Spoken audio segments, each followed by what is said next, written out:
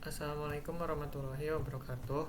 Sebelumnya perkenalkan, nama saya Zulfikri Pamungkas dari jurusan Teknik Industri dengan NIM akhir 023. Di sini saya akan menyelesaikan tugas mingguan shift 2 praktikum pengendalian dan penjaminan mutu. Di sini terdapat soal yang pertama, sebuah PT Siko bergerak di bidang produksi kertas kemasan food grade. Salah satu karakteristik mutu yang dipantau yaitu tingkat kelembapan kertas dalam satuan persen. Untuk memastikan daya tahan dan kualitas kemasan makanan, Divisi Quality Control melakukan pengontrolan kualitas dengan mengambil sampel selama 20 hari produksi. Setiap hari 10 lembar kertas dipilih secara random untuk diuji tingkat kelembapannya. Hasil uji kelembapan untuk setiap sampel kertas telah dicatat sebagaimana ditampilkan pada tabel 1 berikut. Nah, di sini ada tabel yang menunjukkan bahwasanya hasil uji kelembapan kertas. Di sini ada tanggal dari 1 sampai 20 beserta hasil ujinya sampai 10. Lalu di sini yang pertama, yang A, hitunglah batas kendali atas dan bawah untuk pusat proses central line dan membuatlah peta kendali yang sesuai berdasarkan data tabel 1. Lalu B, menggunakan antara pola tidak wajar pada peta kendali. Apakah proses tersebut sudah terkendali? Jelaskan dan berikan alasannya berdasarkan peta kendali yang dibuat. Ini saya akan menyelesaikannya untuk soal yang nomor 1 menggunakan software Minitab, bukan Minitabnya. Lalu di sini untuk yang soal nomor 1 di sini saya sudah menyelesaikan. Di sini karena datanya tidak lebih dari 0, maka di sini kita menggunakan peta dari XLR. Lalu di sini kan ada dua grafik juga, di mana rata-rata ini kita bisa lihat nilainya, yaitu nilai atasnya itu 8,086%. Lalu di sini ada rata-ratanya juga, yaitu atau X-barnya itu 7,914%, dan LCL-nya yaitu atau batas bawah kelembapan dari kertasnya itu ada di 7,74%. Lalu di sini kita lihat juga untuk jasa range-nya, yaitu nilai yang ini nilai batas atasnya yaitu 0,995%. Lalu rata-rata yaitu ada 0,56%, dan batas bawahnya itu ada 0,125%. Dan di sini dengan menggunakan pola lantai yang tidak wajar, karena di sini kendali ini kita bisa bilang bahwasanya proses pengukuran kelembapan kertas di badan siku sudah bisa dikatakan terkendali, karena dari kedua grafik ini tidak ada tanda-tanda atau titik-titik yang berada di luar batas atau yang melewati batas wajarnya, maka di sini tidak menyalahi aturan dari pola tersebut. Lanjut ke nomor 2. Nomor 2 yaitu PT Optik Nusantara memproduksi kamera DSLR profesional untuk fotografer dan videografer. Salah satu karakteristik mutu yang menentukan kualitas gambar yaitu jarak focal length, jarak dari mounting lens ke sensor yang harus dijaga dengan presisi tinggi untuk memastikan ketajaman gambar optimal. Mengingat nilai ekonomis kamera DSLR yang sangat tinggi, sekitar 18 juta sampai 30 juta per unit, dan proses pengujian menggunakan alat kalibrasi optik presisi tinggi yang memerlukan pembongkaran total kamera serta dapat merusak sirkuit elektronik sensitif, maka Departemen QC atau Quality Control hanya dapat melakukan destructive testing terhadap 1 unit kamera per minggu dari setiap batch produksi. Setiap unit yang diuji dipilih secara random sampling dan kemudian diperiksa menggunakan laser interferometer dengan akurasi 0,001 mm. Data hasil pengukuran jarak focal length kamera DSLR dalam milimeter yang dikumpulkan dalam selama 1 bulan produksi telah dicatat sebagaimana ditampilkan pada tabel 2 berikut. Nah, di sini ada tabel yang menunjukkan hasil pengujian jarak focal length-nya sebanyak 30 data. Lalu di sini target spesifik jarak focal length kamera DSLR adalah 44,50 kurang lebih 0,15 mm untuk memastikan kompatibilitas optimal dengan berbagai jenis lensa dan menghasilkan ketajaman gambar sesuai standar fotografi profesional. Yang A, hitunglah batas kendali atas dan bawah untuk pusat proses center line dan buatlah peta kendali yang sesuai berdasarkan data tabel 2. Yang B, menggunakan aturan pola tidak wajar pada peta kendali. Apakah proses tersebut sudah terkendali? Jelaskan dan berikan alasan berdasarkan peta kendali yang dibuat sesuai. Di sini saya akan menyelesaikan menggunakan software Minitab. Kita buka Minitabnya. Nah, di sini untuk yang soal ini kita di sini terdapat kamera DSLR yang kita gunakan pada peta kendalinya, yaitu peta kendali individu yang bisa diambil oleh perusahaan hanya satu dalam setiap batch-nya. Karena harga pokoknya juga yang sangat mahal, maka di sini kemudian kita bisa lihat dari grafik individual value-nya. Itu nilai dari UCL-nya yaitu 44,5897 atau kita bisa bulutin atau 44,6 mm. Lalu buat rata-ratanya atau X-bar-nya itu ada di angka 44,5 mm dan batas bawahnya itu ada di 44,4 mm. Nah, selanjutnya kita bisa lihat juga bahwasanya nilai UCL-nya yang ini yang bawah itu ada yang angka 0,11 mm. Lalu dari rata-rata mesinnya itu ada di angka 0,03 mm dan batas bawahnya itu ada di 0,00 mm. Lalu berdasarkan aturan pola kejadian yang tidak wajar pada peta kendali, disimpulkan bahwasannya proses pengukuran jarak focal length hasilnya itu berada dalam kondisi yang stabil dan juga terkendali secara statistik. Kenapa begitu? Karena hal ini dikarenakan tidak ditemukan adanya titik-titik yang keluar dari batas wajar atau titik-titik ini berada di batas kendali atas maupun bawah pada kedua grafiknya. Dan di sini juga dapat dikatakan bahwasanya proses pengukuran jarak focal length dapat dinyatakan stabil dan juga tidak memerlukan dari tindakan korektifnya. Lanjut ke soal yang nomor ketiga. PT Osik Manufacturing merupakan produsen ban mobil yang mengutamakan keselamatan berkendara. Karakteristik mutu utama yang dikontrol dalam proses produksi ban yaitu tekanan burst ban, PSI, untuk memastikan standar keamanan internasional. Departemen Quality Control melakukan pemeriksaan rutin setiap bulan selama 12 bulan berturut-turut. Pada setiap bulan 12 unit sampel ban diambil secara random dari jalur produksi untuk diuji tekanan burstnya menggunakan burst pressure tester. Hasil uji tekanan burst untuk setiap sampel ban telah dicatat sebagai mana ditampilkan pada tabel 3 berikut. Lalu di sini ada datanya, data di tabel 3 hasil uji tekanan burst ban. Lalu setelah itu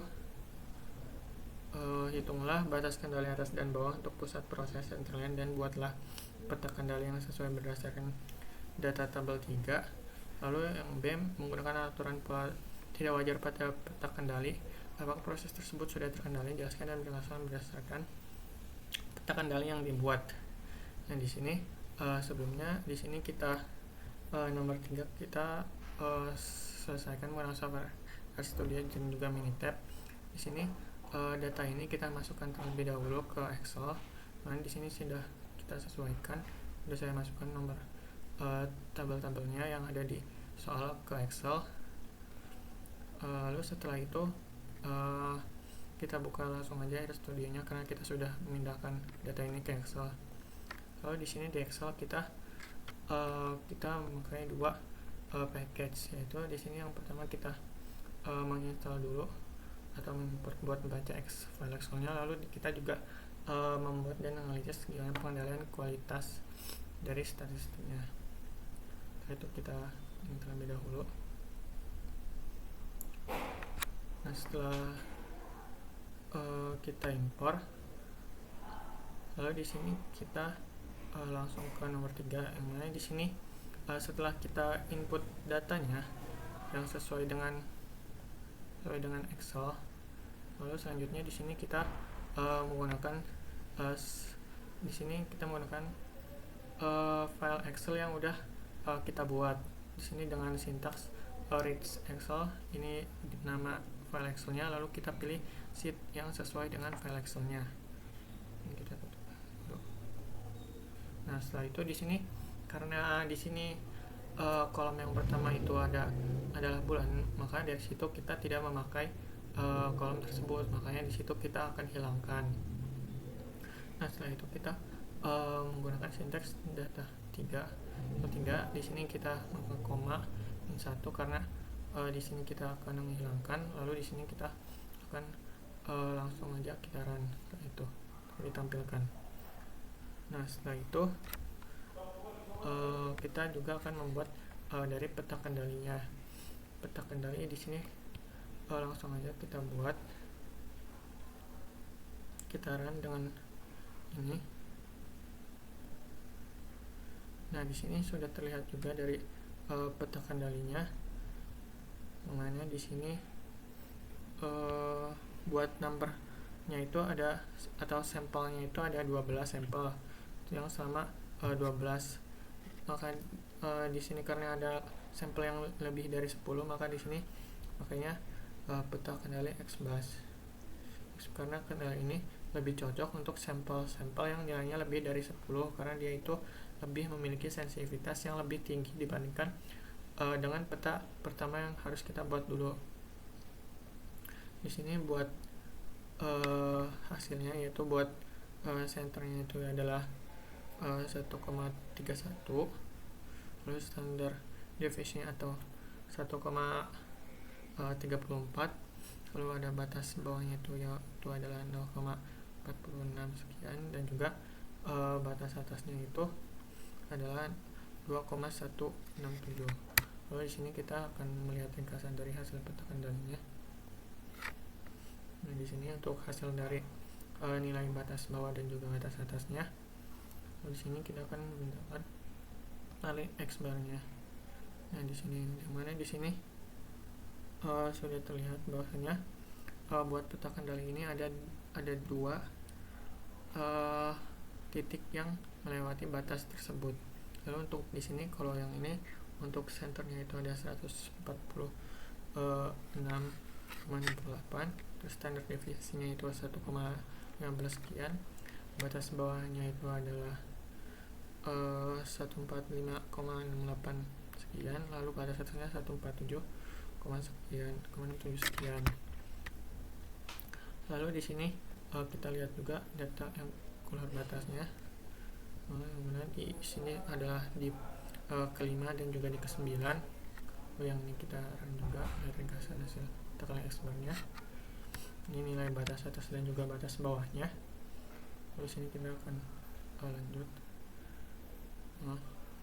di poin yang 9 dan juga 5. Lalu di sini kita akan membuat peta kendali dari perbaikannya yang kedua, X-bar kedua. Nah, di sini untuk perbaikannya itu ini ada 10. Lalu di sini senternya itu 146,93 sekian. Standar deviasinya itu 1,13 sekian. Batas bawahnya 145,9 sekian. Batas atasnya itu 147,9 sekian. Kita akan membuat ringkasan hasil perbaikan peta X-bar-nya. Nah, di sini ada hasilnya itu 145,99 untuk batas bawahnya, lalu batas atas 147,91 sekian. Lalu di sini kita buka untuk yang mini tab-nya. Yang mana di sini kalau buat mini tab-nya untuk X-bar yang atasnya ini sama dengan yang ada di RStud tadi. Kemudian di sini telah ditemukan bahwasanya ada dua titik yang melewati batas gitu, maksudnya di titik yang kelima dan juga di titik yang ke-9. Di sini menunjukkan bahwasanya ada penyimpangan dari kondisi normal dari proses pembentukan, sehingga diperlukan adanya tindakan perbaikan atau tindakan korektif untuk mengidentifikasi akar penyebab masalahnya itu kenapa, dan juga karena di sini ada tanggal-tanggalnya itu berada di luar baris, maka diperlukan dari solusi-solusi yang bisa dijalankan dari suatu perusahaan tersebut, sehingga solusinya itu bisa diimplementasikan untuk meningkatkan kualitas ban, yang untuk menjaga kualitas ban mereka dari produksinya, sehingga produksinya ini bisa melakukan suatu perbaikan di kemudian gitu, di proses produksi kemudian, sehingga dan juga tidak melakukan kesalahan yang sama di kemudian hari, sehingga bisa diperbaiki. Lanjut ke nomor 4. PT Siko Footwear merupakan perusahaan manufaktur yang memproduksi sepatu kulit berkualitas untuk pasar domestik dan ekspor. Setelah dilakukan evaluasi kualitas menggunakan pendekatan statistical quality control, ditemukan bahwa beberapa karakteristik mutu kerisnya seperti kekuatan jahitan, ketahanan sol, finishing permukaan, dan kerataan bentuk menunjukkan hasil yang tidak memenuhi standar yang ditetapkan. Untuk mengidentifikasi akar permasalahan dari cacat produk sepatu yang sering terjadi, Departemen Quality Control melakukan analisis menggunakan fishbone diagram tulang ikan atau cause and effect diagram. Analisis ini dilakukan berdasarkan 6 faktor utama: man, machine, method, material, measurement, dan environment. Hasil investigasi penyebab utama masalah sepatu telah dirangkum dalam tabel 4 berikut. Nah, di sini ada tabel yang berisikan penyebab utama permasalahan dari cacat produk sepatu. Lalu di sini buatlah fishbone diagram berdasarkan data pada tabel 4 dengan menggunakan software Minitab dan RStudio. Lalu yang kita selesaikan pertama menggunakan software RStudio terlebih dahulu. Di sini untuk nomor 4 kita pindahkan dulu ini karena saya sudah siapkan juga buat nomor 4 di Excel-nya. Lalu di sini langsung aja kita input dengan sintaks ini. Lalu di sini kita bisa membuat diagramnya menggunakan sintaks cause and effect, cause underscore and underscore effect belum cause list. Di sini kita tulis man, soal nomor 4 man, kita sesuaikan. Terus setelah itu kita run. Nah, di sini sudah terlihat buat diagram dari fishbone-nya. Mana di sini ada beberapa penyebab sehingga terjadi cacat produk sepatu gitu, mulai dari man, methods, man, machine, method, material, measurement, dan environment. Di sini ada kayak misalnya demand operator kurang teliti, lalu ada operator kurang terlatih, lalu di mesin jahit tidak terkalibrasi, pisau pemotong sudah tumpul, mesin press bermasalah. Terus metode, SOP pemotong tidak konsisten, proses perekat tidak standar, waktu penggaringan bervariasi. Lalu di sini untuk materialnya bahan sol mudah retak, kualitas kulit bervariasi. Lalu di sini misalnya pengukuran ketebalan perekat, pengukuran dimensi sol juga. Lalu di sini ada environment atau lingkungannya, pencahayaan ruang kurang. Lalu di sini ruangan kotoran berlebihan. Lalu kita ke Minitab. Yang nomor Minitab di sini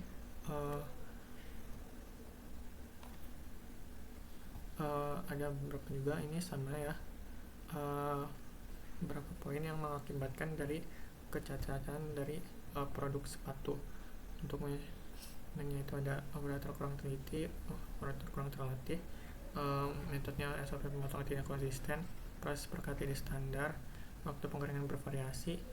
Untuk pengukuran dimensi sol tidak tepat, pengukuran ketebalan perekat tidak tepat, lingkungan dari debu dan kotoran berlebihan, pencahayaan ruang kurang, lalu material dari bahan sol mudah retak, kualitas kulit bervariasi. Lalu untuk mesin press sol bermasalah, pisau memotong sudah tumpul, mesin jahit tidak kalibrasi. Itu saja untuk penyelesaian dari tugas mingguan saya. Kurang lebihnya mohon maaf. Wassalamualaikum warahmatullahi wabarakatuh.